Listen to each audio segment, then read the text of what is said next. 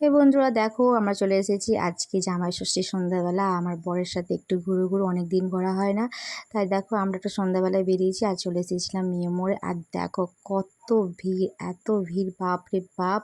তারপরে দেখো এসে দেখতে দেখতে লাগলাম কেকের কালেকশনগুলো, এত সুন্দর সুন্দর কেক ছিল কি বলবো তোমাদের। তারপরে দেখো চলে এসেছি পেস্ট্রির দিকে, আর মনে হচ্ছে সবগুলো খেয়ে নিই, যে কোনটা ছেড়ে কোনটা খাবো একদম মানে কিছু ভেবে বলতে পারছি না।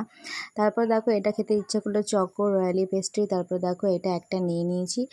আর দেখো এত সুন্দর দেখেই মনে হচ্ছে কি বলবো, মানে সবগুলো খেয়ে নিই, একটা খেয়ে তো মনে ভরবে না তোমাদের, এমন হবে। তো তারপরে দেখো এটা খাওয়ার পর আর একটা চলে এসেছিলাম খেয়েছে আম ওরে। তারপরে দেখো এটাও কিন্তু খুবই সুন্দর ছিল, আর মানে কি বলবো এতটা সুন্দর ছিল, মুখে দেওয়া মাত্র পুরো মেল্ট হয়ে যাচ্ছিল। হয়তো তোমরা বলবে যে না এরকমই, কিন্তু না, না খেলে বুঝতে পারবে না। আমি তো এমনিতে ফুড ব্লগার নই, তাও আমি দিয়ে দিচ্ছি রিভিউ। সত্যি কিন্তু তোমরা যারা যারা যাওনি এখনও অবধি, তারা কিন্তু একবার গিয়ে ট্রাই করতেই পারো। সত্যি এত সুন্দর ছিল খেতে, আমারও যেমন পছন্দ হয়েছে আমার বড়রও কিন্তু সেম পছন্দ হয়েছিল। তারপর দেখো খেতে খেতে এসেছিলাম স্ন্যাক্সের আইটেমের দিকে।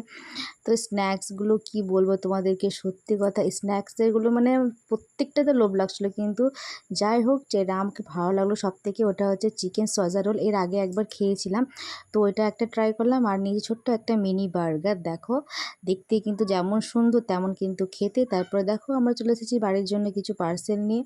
তো আমাদের হয়ে গেছে এখানে খাওয়া দাওয়া। আর দেখো ছোট্ট একটা উপহার যেটা মায়ের জন্য নিয়েছি আমরা, তো বেশি বড় উপহার নিতে পারিনি, ছোট্ট একটাই উপহার। তো দেখো বরমশাই আমাদের টোটো এখানে ডেকে নিল, আর আমরা চলে গেলাম বাড়ি। তো আবার দেখা হচ্ছে অন্য কোনো ভিডিওতে, টাটা।